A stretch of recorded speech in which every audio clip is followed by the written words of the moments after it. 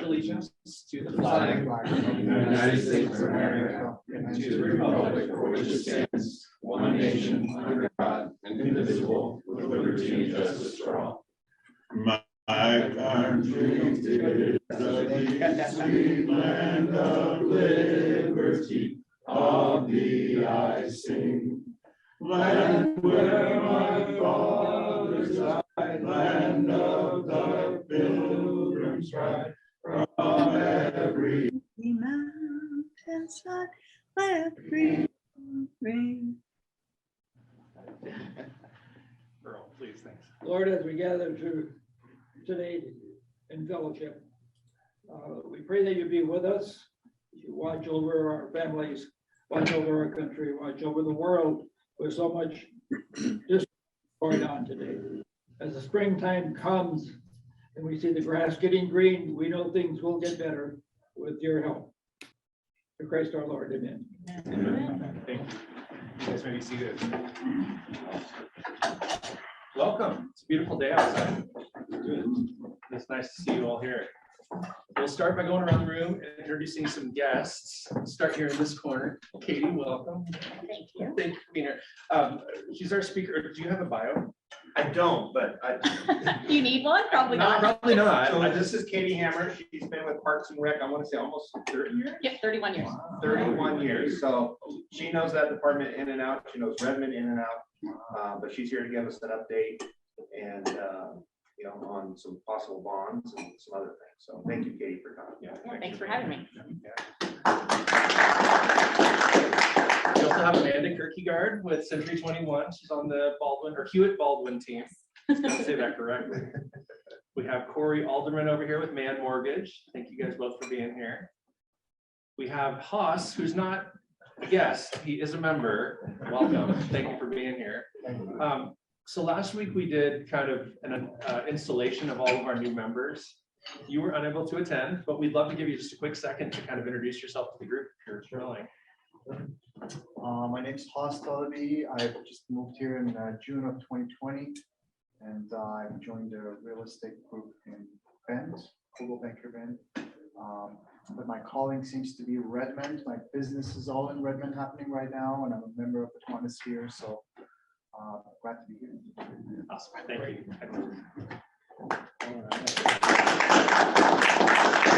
How many kids? 3. Great. Yes. All under 10? 11, 8, and 4, yes. Oh, fun. Where did you move from? From the Portland area. Portland. Yes, okay. Great. Well, welcome. Thank you for being here. And I'm Persian. If you don't know where Persian is, Iran from Iran. We're glad you found the landing spot. There you go. Well, thank you. As far as announcements go, I don't have too many. Barb is passing around the volunteer hours, so if you guys gave back in the community, please let us know. The Vintners Dinner is on for June 8th. July 8th. We're excited for that. We've got another planning committee meeting here in a few more weeks, but beginning of April. They all run together. I don't even know what day it is. Food collections coming up this coming Saturday. Not this Or is Saturday, there the following Saturday, the 26th. So if you have a bag and you want to drop it off, I'll be glad to pick it up. If you'd like a bag, I'd be glad to give you one. For those who are here visiting or new, we have a food drive every other month that we give to St. Vincent, to give to the community. We have a bag, fill it up, bring it in. We'll be glad to help you do that. If you'd like one, let me know. Awesome, thank you. Any other announcements? I will announce as quote unquote membership. We are going to be getting together a small group, maybe 3 to 5 members, to focus on membership. Now you can say we don't need to because we just had 12 new members installed last week, but we want to make sure that we don't lose sight of certain areas of the market that we want, you know, from public service, private sector, stay-at-home sector, etc.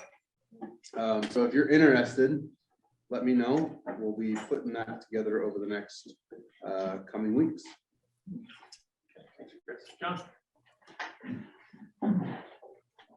I don't know if this qualifies as an announcement or not, but that's me. I'll pay the fine, whatever it is. Anyway, I'm an Army vet, and a long time ago, 1957 to 59, and the war in Iraq and Ukraine is bothering me immensely. I'm also a member of Beyond War. I copied this off of the internet, and it's a sign you can put in your window, and it says, "We are with Ukraine." And I'm going to pass it around. If anybody would like one, you're welcome to have one. Great. Any questions? Thanks, John. Thank you. Mr. Duff. Yeah, I've been doing this week in Kiwanis emails while Carl's on a trip. And I included something in there about the annual Mr. and Miss RHS pageant. That is this Friday. And if you don't know about it, it's an annual, they've been doing it for as long as I can remember, but it's where a boy and a girl get matched up as a team, and then they also have support behind them, and they go out in the community and they fundraise. But I think there's 10 or 11 different couples, and then they do certain events. There's sports contests, there's football, there's volleyball, there's cake raffle. They put a lot of time into this. But the highlight is this Friday, and it's a pageant, it's a talent show, and then where they actually announce king and queen, or I can't remember quite the right things, but anyway, that is this Friday. It's at 7 o'clock at Redmond High School. I think the gate cost was $10. It's a great fundraiser for them. It's also a good way to see and support the kids. So, and lots of key clubbers, I think, are either participating or supporting. So, awesome. Thanks, John. Do you have to buy tickets ahead of time? Nope, show up at the gate. Any announcements from the Zoom world? Nope. Okay. Well, Michelle's not here to do her honorary free badge today, so we'll skip right over that and we'll go right into 50-50, and then we'll do some happy dollars. All right. I need you to reach in and grab my ticket, please. Just read the ticket number and I'll go grab my ticket. It's 564-898. Not me. Probably is John. Yeah, I was way low. I mean, somebody. 898. 898. 898. Wow. 899 and 898. Yes. Hannah, did you see that? Pay better attention there. Chairman one. He's taking you out to dinner tonight. And you have to go collect now. Oh, now I do. Yes.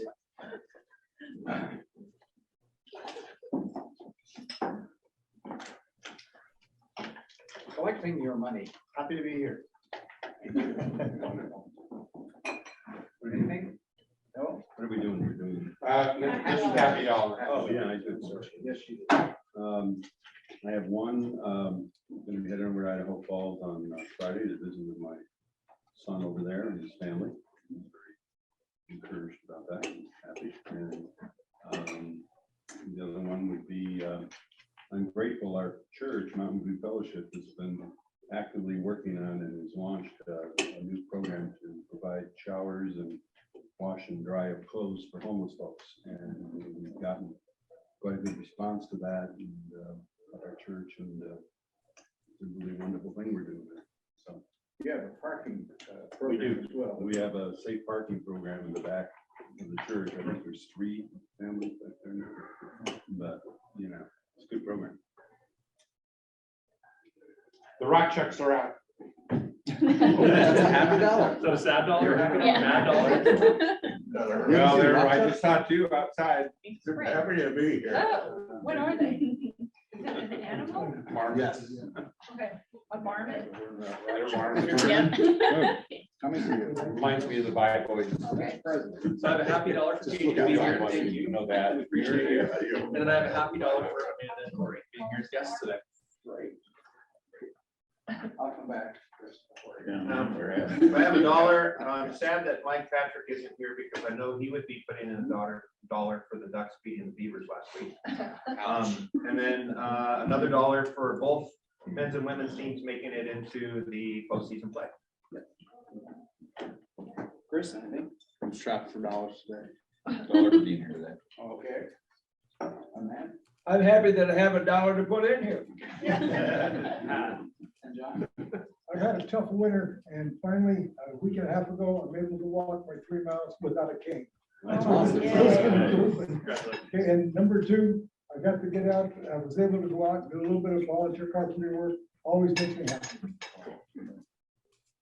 I'll come around on this. All right, well, I have some happy dollars. One, Iowa Hawkeyes Big Ten basketball champions for men's. The women, I think they're also Big Ten women champs. If not, they're also in the tournament. And I will add $1 for Iowa State just because out of sympathy. They are also in, but we're Iowa Hawkeye fans and my husband would disallow that if he were here, so, but I'm gonna put it in anyway. Well, last week I said I had a sad $1 because my wife had left me. This week, as you can see, she's there, she's home. Having been gone for 4 or 5 days on an errand of mercy, I'll call it. And she'll tell you more about that if she chooses. And here you go over here. Any happy dollars Did I miss online? anybody? Did anyone find $1 they want to use? Okay. Thank you, sir. Okay. Well, the joke of the day goes something like this. How many lives does a cat have? 9. That's what they say, right? Yep. What has more lives than a cat? More than one. Knocked them out. So the question is, what has more than 9 lives? Yeah. Battle of Paul. Yeah, that could have been the answer. So the answer is a frog. All right. Katie, the floor is yours. Come on. Did Emma help me with that one? No, I should let my kids write. All right, so Dave, Katie has the floor. So however you choose to do the PowerPoint would be great.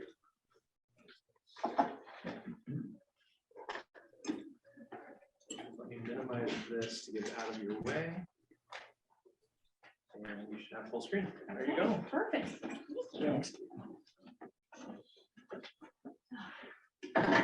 So I'm super excited to be talking to Kiwanis today. This last 2 years have been a challenge for everybody, I think, and this is my first in-person presentation in 2 years, and so I've done some virtual ones, and those are fine, but in person is so much better. So I'm Katie Hammer. I've been with the Park and Recreation District for 31 years. I've been the executive director for 23 years. I've seen a lot of changes in Redmond. And so today I'm just gonna, because we do have some new faces for some people, like Alan, he's probably heard part of this more times than he cares to remember. But I'm gonna go over kind of some history of the district and then talk about some things that we're working on. And so, can I adjust the PowerPoint or does Dave have to?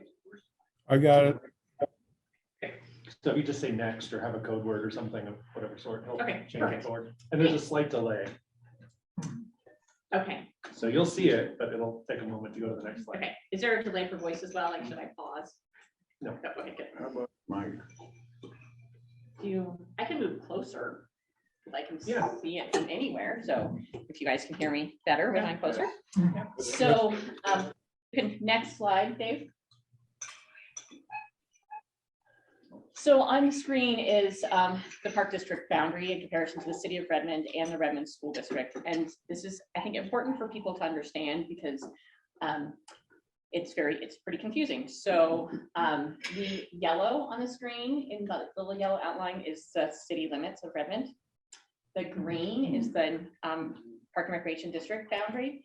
And then the purple is the Redmond School District boundary. And so we have a lot of people when they move here that have children that, or even if they don't have children, they'll come to our facilities and we charge, we give people who live inside our district boundary a discount to participate in our programs.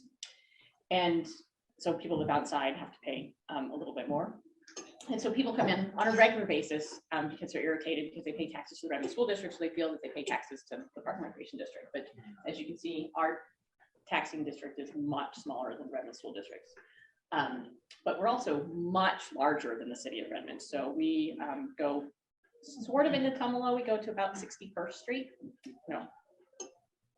Yeah, I think about 61st Street is our southern boundary, but then we have a little kind of jog up that's kind of by White Rock Loop area, and so You got Tumalo Road in there. yeah, yes, and then we are to the county line on the east and north of us, and then we go to Holmes Road west, and there's that little corner on the top.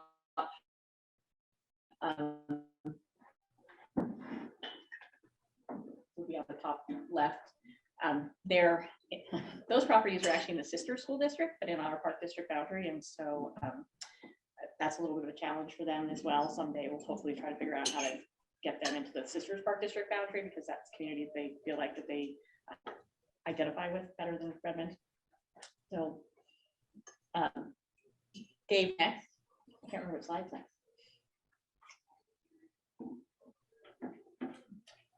So the Recreation District was founded in 1905, and we were founded for the purpose of building the Cascade Swim Center. There's a pool, outdoor pool in a park that no longer exists in Redmond called Ray Johnson Park. And that pool was being closed, and the community felt there was a need for another facility to replace one that was being closed. And you probably, like Kiwanis was instrumental in getting that pool late 70s. And knocking on doors, fundraising, out on past, I think Kiwanis raised, I think $200,000 construction of that facility, which in the late 70s was fairly significant. The Cascade Swim Center was built in the district. It's been a really good, we is currently purchased land, school district had land. We also have a facility that the schools can. It's adjacent to Redmond High School, so that school has very good access. Hartman down the street has really good access. Ridgeview doesn't use it for high school program. The elementary schools use it for lessons when the budget allows for the school district. Facility, if you've ever been in there, it opened in 1979, and it's pretty similar today as it was in 1979. 25-meter level with 2 diving boards and a hot tub, and there's an outdoor wading pool that was added in the 80s, and it's a very well-loved facility in our community. Was it 6 lanes? Yep, 6 lanes. But we have, and I'll talk at length about this, but our community's outgrown that facility years ago. It's not modern, it doesn't have modern amenities, and it doesn't accommodate all of the changing needs for aquatic uses in Redmond. We also operate the High Desert Sports Complex, which is a complex northeast Redmond across the street from the transfer station, or the dump, whatever you want to call it. It's a 40-acre park. It has 3 softball fields, multi-purpose field. Remote control airstrip is on that property, and the BMX track is on that property as well. And we have Boardbeck Wildlife Preserve, which is a natural park on Lower Bridge Road, and then Tether Road Crossing Park it's on Tether Crossing, it's at the bridge. And it's an 11-acre parcel that's currently kind of a natural park, but it has the oldest standing structure in Deschutes County on it that is in horrible condition. But someday we'll be able to restore that house so it's usable for some recreation space. And as I said, our purpose was to operate the swim center. So that's what we did for years. Like in the 80s, we dabbled in some recreation programs. We ran some basketball for kids, but it wasn't consistent.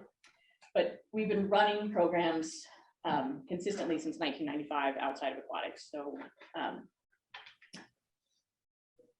then I think the next slide will show you the programs we run. So this is just kind of a snapshot of programs that we offer. Aquatics is in there as well, but art classes, sports leagues, fitness classes, STEAM programs, ice skating. We run the ice rink downtown Redmond. It's a partnership with the city. The city owns that, the rink itself, but the city, talk about the city parks department. So the city has a fabulous parks department, and they focus on all of the parks inside city limits. And so they own, maintain, develop all parks inside city limits. The park district does not. There's no reason for us to try to duplicate a service that is already in existence and that the city does a really good job doing. So we focus on park properties outside of city limits, the few park properties we have, but mainly we focus on recreation programming. So we run programs at city facilities fairly regularly. We run tennis lessons at the tennis courts, we run pickleball lessons and tournaments at the pickleball courts. We do summer camps at variety of the parks, and so we're grateful to have that partnership with the city, that we have these fabulous parks that we can use for recreation programs. Next. So COVID was a challenge for everybody, and kind of wanted to just talk briefly about some of the changes to our normal operations that happened in the last 2 years. So our pool, we ran at variety capacity. It's over the last 2 years. We were always ready to open. So there's some pools that drained their pool during the closure early on in COVID. We opted to keep everything open. We had staff come in and do maintenance. And then on Friday, when we were told that we could open up, we opened up on that Monday, staffing it with our full-time staff that were already being paid to do maintenance tasks. So, but we were only allowed 6 people in the water, which doesn't pay the bills. But we are to this day still running at a reduced capacity, and not because we have capacity limits that are put on us by the state, but because we struggle with getting enough lifeguard staff to staff it. So we're currently closed on Sundays because we don't have enough supervisor staff to work on Sundays. We are running a more normal program schedule during the week, but we are limiting our numbers that can come in the water. So our pool capacity is 150 people, and we're currently only allowing 75 to 80 people, depending on the number of lifeguards we have on duty. We're hoping that will change over the summer. We are starting to see a lot more applications, people that are interested in lifeguarding. So we're hopeful this summer is going to look like a normal summer for aquatics. Our fitness classes, our group fitness classes, we had at our activity center that was on Southwest Canal. And that facility closed December 31st. And so that building was a partnership between us and the city. For a 10-year partnership, we were able to use that space for $1 a year. But the city is going to be moving forward with putting Odom Meadow through that property to connect to salmon for safety reasons. And that has been in the plans for decades to do that road improvements. And so we knew this was temporary. We were hoping that we would have a new facility before we were out of that facility on Canal, but that didn't happen. So all of our fitness classes are now at the Redmond Senior Center, which we think it's, we have great partners in Redmond, and so we're trying to utilize, every space that we can. The room at the Senior Center is not like an ideal fitness room. I mean, it's not perfect, but it works, and it's people seem pretty happy that we're still running those classes. We also have virtual option for some of our classes, our fitness classes, that we do have people that still want to take classes at home. We also started doing these take-home recreation kits. And so we gave, from April of 2020 to June of 21, for 55 weeks, we gave an average of 50 kits for free to kids in our community to do some sort of activity. So an art and craft activity, a STEM activity, exploring things in their backyard, looking for, rocks and things like that. And then in the summer of 2020 and 2021, we did what they're called explorer kits. And so they were really like, go to a local park and try to identify certain plants that are there and wildlife that you see and things like that. And it was more for the whole family. And those are free as well. And then we've given away some special occasion kits in the fall, given away Thanksgiving and one during the winter. And then we really, as a park and recreation district, we focus a lot on kids. I mean, that's, what a lot of park and recreation districts do. However, adults in our community need to recreate as well. And there's a huge need for the aging population, and especially people that are homebound. And so we wrote a grant and received funding so we could provide 140 activity kits for Meals on Wheels clients, and we distributed those early January. And those had fitness materials, so they had cards that listed exercises that people could do. They had equipment that people could use, and then they also had like crossword puzzle books and things like that. And one of the things that we want to do better as an agency is we want to focus on all ages in our community. The reality is that adults between the ages of 25 and 50 are probably going to be out hiking or golfing or doing something else, but we want to make sure that we're offering some sort of services that everyone can participate in. Next, Dave. Okay, so this is some projects, and John and I have been talking, I feel like, for a year and a half now or longer about this ADA path of the swim center. And I believe that this conversation started because somebody talked to someone at Kiwanis, I don't know if it was you, that there's no ADA access to the current pool. And they're right. I mean, it's horrible. And so currently, people will drive down like the bus lane, which it's hard to see, and I called it, people online can't see me, but that's the bus lane that we share with the school district. So if you're in a wheelchair, your only access is to cross Rimrock, use your wheelchair in that vehicle lane to get up to the swim center. And so we've been, after John and I had communicated, I've been communicating with our park maintenance staff, and we have a tentative plan to put in a path on the south side of that green park property, right where it crosses at 19th. We have to make some changes. It's currently not safe for us we can put a path on the grass, that's not a problem, but we have a sign and like a raised like planter at that corner when you turn into our parking lot. And so cars wouldn't be able to see somebody easily in a wheelchair.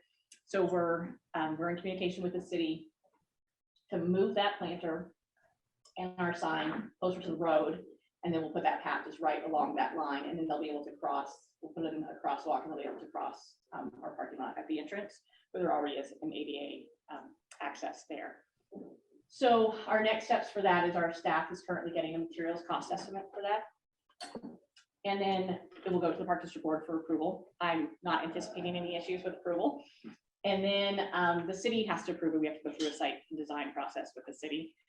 And then after that, our goal is to really do it.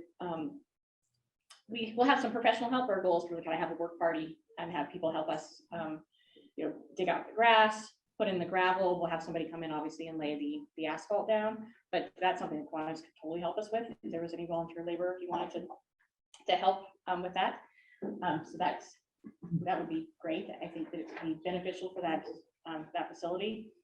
I think that improving our ADA access would be huge. I mean, we probably don't have a lot of people who currently come in on their own in a wheelchair that are not dropped off by like Dial Ride or Cascade Police Transit, but we do have a few that at least used to come in. We haven't seen them recently, but we are starting to see some of our old regulars come back. People are starting to get more comfortable, and so I anticipate that some of those people will probably want to come back. And it's important that they can be independent and access our facilities without help. So I'm excited to be able to move forward on that project. So hopefully sometime this summer. It depends on how long the city process takes, because you never know how long that process is going to take. But in conversations with the city, it shouldn't be a very difficult process because it's just putting a path.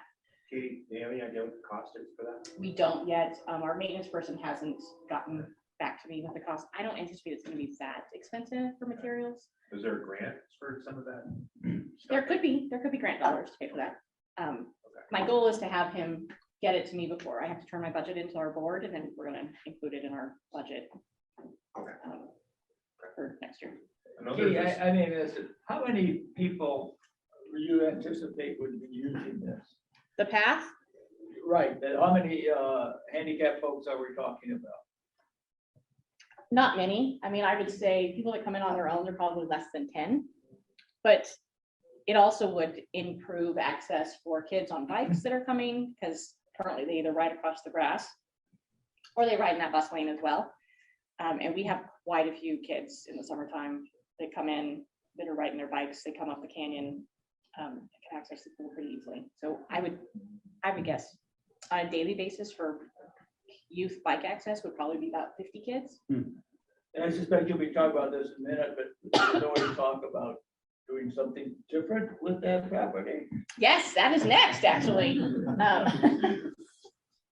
Hey, when we were in Leadership Redmond, there was a safe ride or safe walk to school Mhm. grant.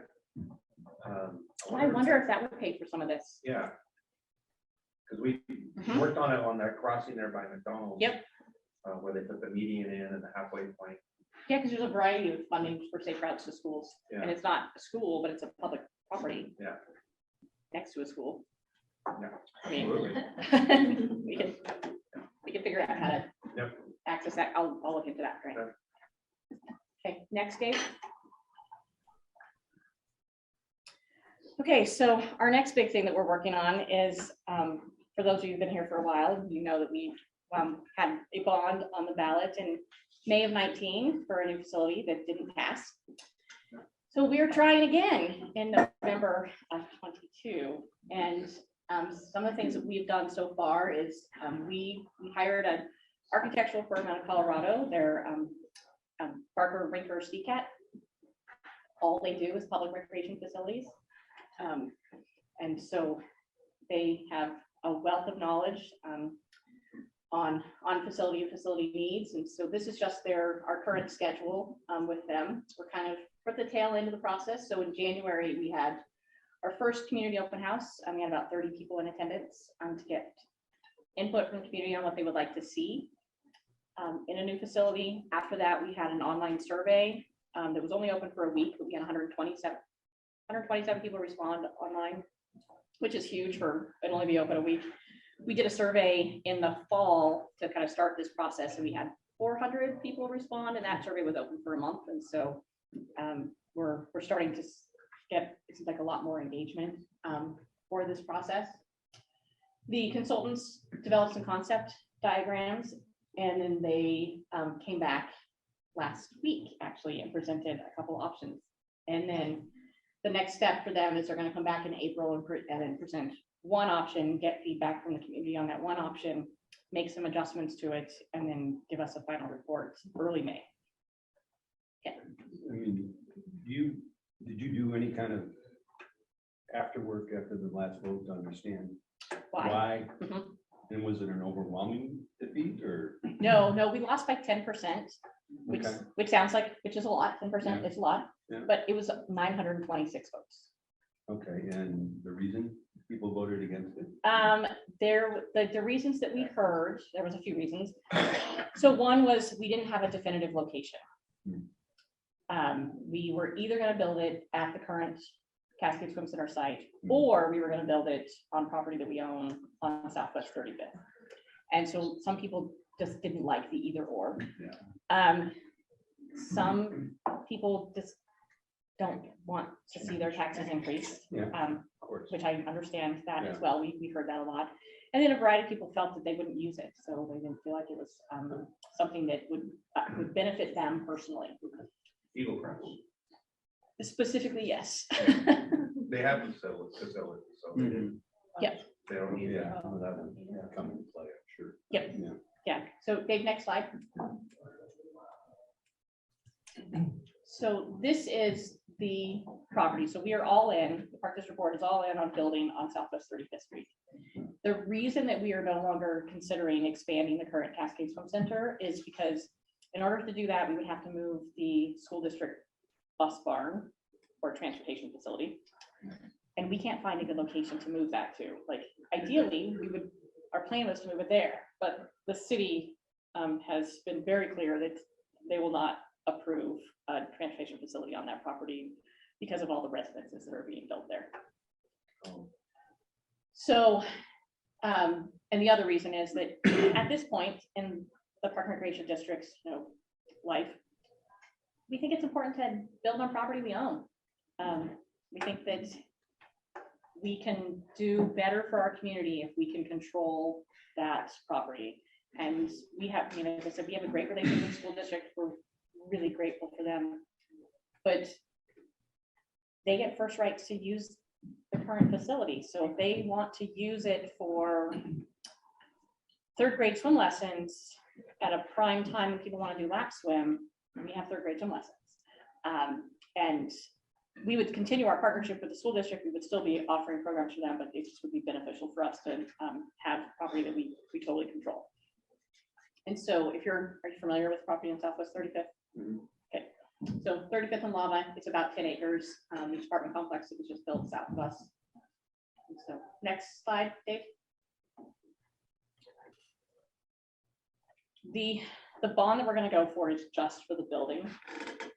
But we had asked our consultants to kind of design the site plan. So what else could be on this 10 acres? It doesn't necessarily have to just be a large, aquatic recreation facility.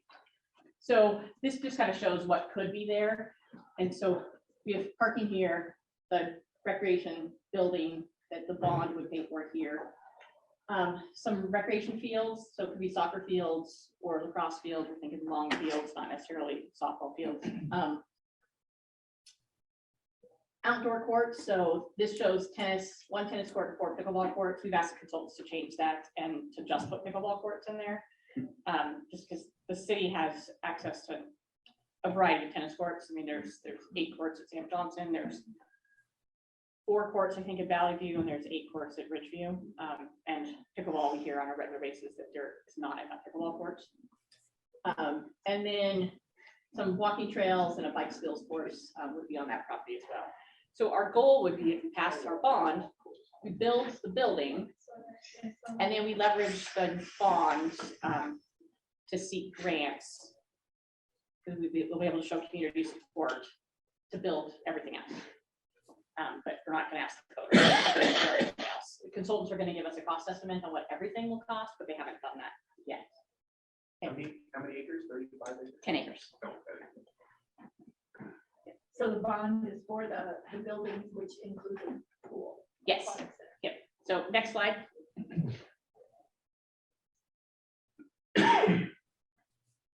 So this is potentially what that building could look like.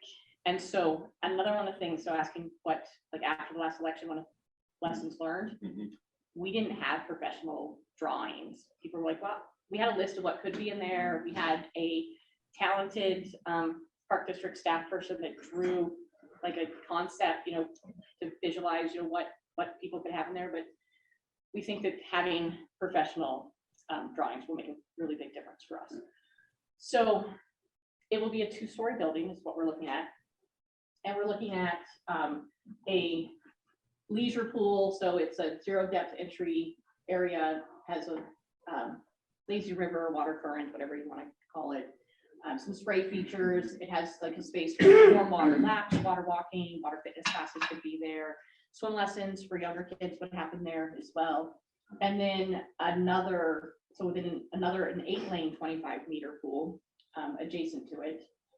And we're not trying to replace the current facility because we are planning to keep that in operation. But the reality is, at some point, it's going to be at the end of its life, and we want to have something that the community can use now. And having 2 facilities for people to use during that time, I don't think is necessarily a bad thing. Then these rooms down here are, one is a child watch room, so people, if they're coming in to take a fitness class or do lap swim, they can drop their kids off in there. And then there's classrooms that they're 80-person classrooms that would be expandable to 160. So the the wall would come out, so we need larger space that we could use for all of our classes, or our art classes, our STEM classes, our music lessons, things like that, but also for community meeting rooms or things like that the community can use. Number 4, which is right there, is a little like teaching kitchen. And so we offer cooking classes currently, they're sort of popular. And having a kitchen adjacent to one of those classrooms will help us expand on that. Then in the middle next to the lap pool are locker rooms. So there would be both gender specific locker rooms, so male, female locker rooms, but also 6, even though it only shows 5, there's supposed to be 6, 6 family locker rooms. So our current facility, if you've been there and you have children, we converted our public restrooms into family changing rooms a couple years ago to try to accommodate the need of the changing demographic of people in our of families in our area. And it used to be only moms took their kids to swim lessons. I mean, that used to just that was how it was. And they struggled a little bit when they had their sons with them, but they made it work. But now we're seeing a lot of like dads bringing their daughters in, and they don't want their daughters going to the men's locker room. So we have these 2 rooms that people can use, the current swim center, they're little private family rooms that the whole family can use, and then they can just walk through our lobby and go out on the pool deck and come in. But making sure we have those types of spaces in the facility we think is important. And then on the red that you see is a bouldering wall. And then there's a gym obviously next to that. So that would be large enough to hold 1 high school size basketball court or 2 middle school size courts. And because it's not, I mean, we're not building a tournament facility, it will be striped for a variety of activities. So basketball, volleyball, pickleball, the gym floor will be striped for that. So next slide. So does the Redmond swim team, they can use the other pool, but will they use that pool for their? They'll probably swim use teams? both, kind of just depending on need. And we have to work out, we want to make sure that it's equitable, so we don't, like, especially for the school district, like we have a club team and we can put them, anywhere. But when the school district's using it, I don't want to put like Redmond High School at the old pool all the time and Ridgeview at the new pool. Because, so what we would probably do is we would probably just have them rotate for one of like 2 days a week we practice at one pool, just so they could use them both, unless they don't care. I mean, we haven't had those conversations yet, but they would use them. We have a water polo program as well, and it would use, depending on the depth of this new pool, if we don't put in diving boards, it wouldn't be quite as deep, which would be a better facility for water polo. And it would also not be shallow. So currently we're doing water polo and they're not supposed to touch the bottom.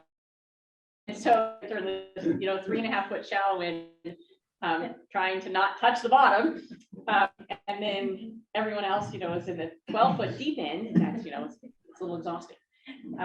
And so we haven't fully figured out what the depth of that pool would be, but it won't be like it wouldn't have as much of a shallow end as our current facility does. So then the upstairs would have so the purple is a walking track, and we're talking about extending that walking track so it isn't just around the gym. That was kind of the original plan, but what we heard at the public meeting last week was that people wanted, a larger space. So our consultants are trying to figure out how to get it to where it kind of meanders around the upstairs a little bit more. So it's longer than just this 1/16 track. Then everything that's marked 2 is group fitness classes space. So could be able to hold 35 people in a group fitness class. And then 1 is the open fitness space. So cardio equipment, weight equipment, things like that. People just drop in and work out. And then 3 is just kind of like open like lounge space. So areas where people can sit and look over the pool. Like we're hoping to have we're not building a tech room or anything like that, but we are going to have some tech space. So there could potentially be tables up there where you could take your kids in for swim lessons, or just even rec swim, and you could go upstairs and you could bring your laptop and get some work done while the kids are recreating. And I forgot, so down below, we also we want a game room, but we don't want a separate room. We're concerned about, we want it to be for everyone, so multi-generational, all ages. But we know that after school teenagers are gonna use it, and most other facilities, if it's a teen space, they staff it, which is just a little uncomfortable for the teens. They don't really want to have somebody staring over their shoulder all the time. And it's also, you know, we just don't think it would be used that much. So we're gonna put that like game space in our lobby to where it's open, it's visible, anyone can use it. Our front desk staff can keep an eye on it, but they're not like monitoring it. But it also might encourage some intergenerational, you know, gameplay as well. You know, we might have, you know, grandparents hanging out with their grandkids, you know, playing games in the lobby. Questions? How many parking spaces? Oh, I'd have to go back a couple slides, but I think it's 260. That's spread around, is the gray area of the parking space, so that's. No, so the gray area is like a sun deck area. So our goal is to have the pool area be indoors with an outdoor feel. So having one of those walls would be like glass, roll up doors or sliding doors or something, and then people could go out onto the sun deck. And then the parking lot would be directly south of that. And then there would be a separate parking lot that would be north of that building, like adjacent to the courts as well. And the city code requires, we just put in the number of spaces that the city code required us to put in. Yes. So you got a bond going, of initiative to pass one, and I'm looking for your champions, and I'm thinking the. Kiwanis would be great team- champions. Well, we'll be. Yeah. But the Polo team or other people who actually use it, is there an organized group of those kind of people who can really spread the word and talk and say how important it is? Yes, so we formed a Friends of Redmond Recreation group in March of last year. And we started out with about 7 members, and now it has 20 something. And they've been meeting once a month for the past year to learn about the district, and then to kind of help spread the word. And then these public meetings that we've had have been great, because every meeting I get a few people that want to join that group. And then and there's representatives from the swim team on that, but also adult master swimming, youth sports, people that don't even use our facilities because they feel like that they're inadequate, and so they're supportive because of that. So we have a pretty broad group of people, but we're always looking for more, because we're going to need as much help as possible to really get the word out. To hopefully this will pass. How are you gonna manage Youth Crest? That's a great question. Well, Earl lives there, so talk to Earl. And so we did have some support. I mean, I talked to a variety of people that they pressed last time that were supportive. They understood the need to contribute to your community. We're hoping that because of the location, we might be a little bit of a draw for Eagle Crest, even though it's only a mile difference from the current facility, but The perception is you're much closer. perception is we're much closer, and it's right off of Highland, so it's easier access. And so I've reached out to a couple groups at Eagle Crest and asked if we could do presentations out there. 2 years ago, they didn't want me to do a presentation. I have not been successful yet this year. I did get a tentative invite to talk about trails and wildlife.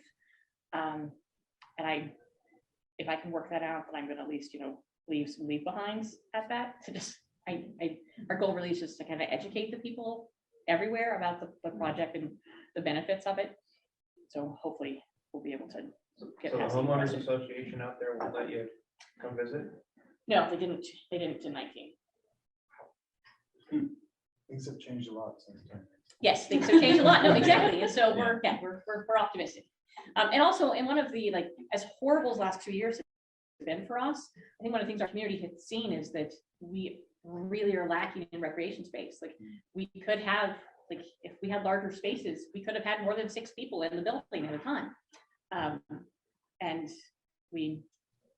that would have been, beneficial, I think, for a variety of families or lap swimmers. We could have been able to run some programs that we could spread kids out further instead of just canceling them altogether. So I think that a lot of people feel like it seems like they see the need now, and so I'm always, I mean, those of you who know me, I'm pretty much a natural optimist. I'm super optimistic, a little concerned about the economy. Timing may not work in our favor, but hopefully things are still good in November. And Dave, you can go to the next slide, I think. Do you have any bonds that you're expecting to go against, other bonds? As far as we know, there's nothing on the November ballot. The city has one in May for their public safety building, but I don't believe anyone else went out in November yet. I think because everyone passed theirs in November 20, because we purposely didn't go out November 20 because we just felt like that it wasn't a good time. But every money measure in Deschutes County besides one passed in November 20, which was unprecedented. I mean, that just doesn't happen. If you have too many things on the ballot, they all tend to fail. So when you look at this amount up there, 679 for 100,000, that's about $150,000, $150 a year for a $200,000 assessed home. Yep. So what can you do to say, hey, this is the value you get, that you're supporting this, but here's what we'll give you. And it's, I don't know, I'm just trying to figure out how you can say, well, I'm paying for this and I'm getting this for free. Yeah. So we haven't figured out our messaging yet, really. I mean, we do have a slide that I didn't put on here that kind of details the comparison. Like, so like the current, our district boundary, our average assessed value home is about 212,000. We did 225 just because that was, that's an easier number. So, you know, it's $15.28 a month. It's Netflix is $16 a month. I don't remember what else is on the slide. I want to say Starbucks. Well, no, Hate coffees. well, and so, well, it's so funny because somebody had said there was an analogy, and we hadn't even posted any of this yet, and so we're potentially asking for 49 million. That will be the highest we'll ask for. We'll know for sure in May what we're asking for, but I'm going to anticipate it's going to be 49. Construction costs are horrible currently, and so we could ask for less, and we're going to get a lot less of a building that is going to be behind the times of the day it opens, and we're trying to not do that. But there was this conversation that happened on social media early last week, and somebody said, "Oh, I heard that it was going to cost about a cup of coffee a day," and that's like, you know, $3,000 a year. And I'm like, we're not raising people's taxes by $3,000 a year. And I don't know where that came from, but like, but some of those, when people start to say those things, that's what people remember, and they get nervous. And so it's, you know, it's about $184 a year. Like, and you'll get this, people live in our district will get discounted use to use it. People live outside will pay more, somewhere how it is now.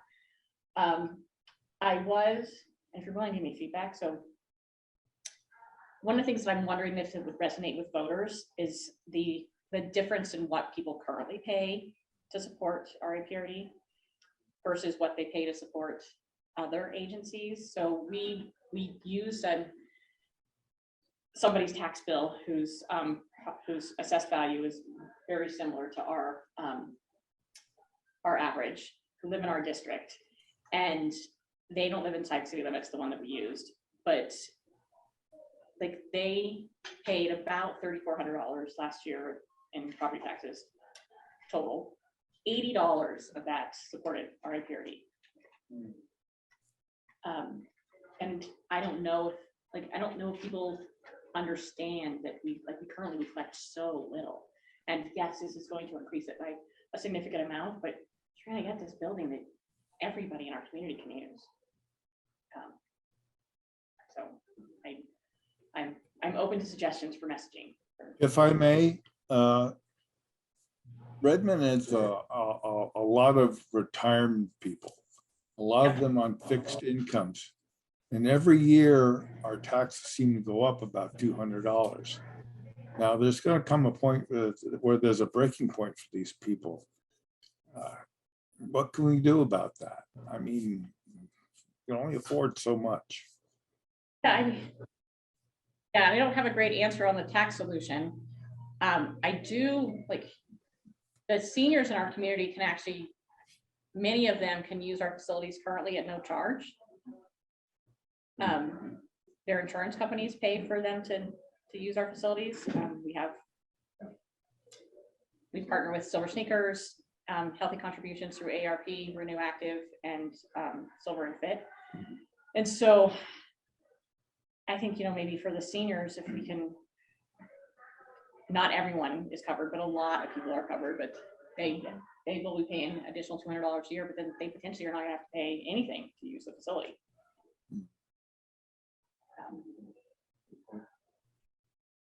And that could be something that we can show of value.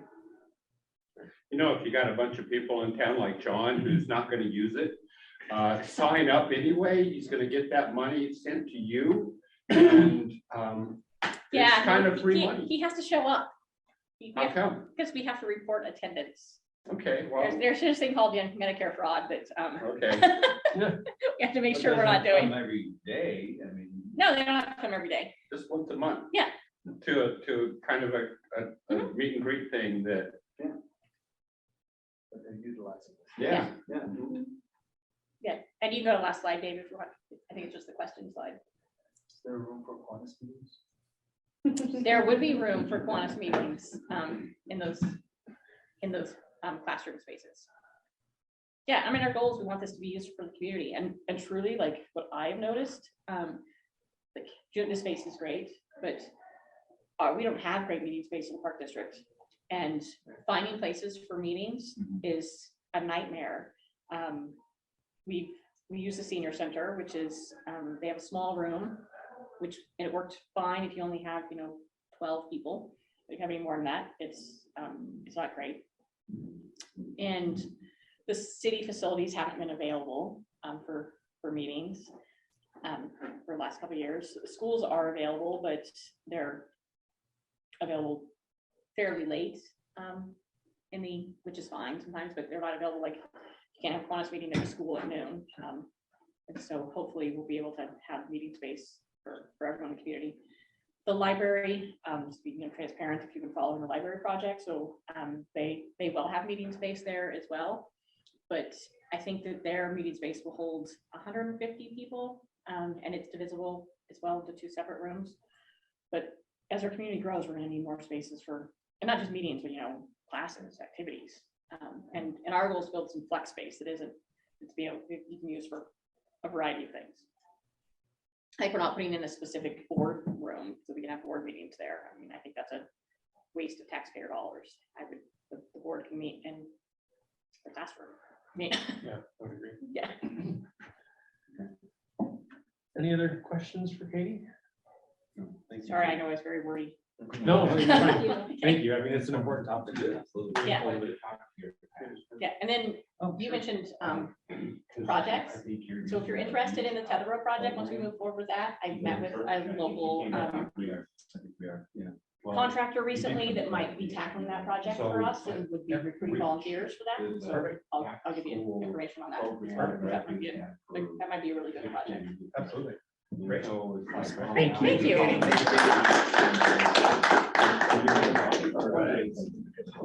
Well, with that, we'll go ahead and ring the bell. You're all dismissed. Have a wonderful week. We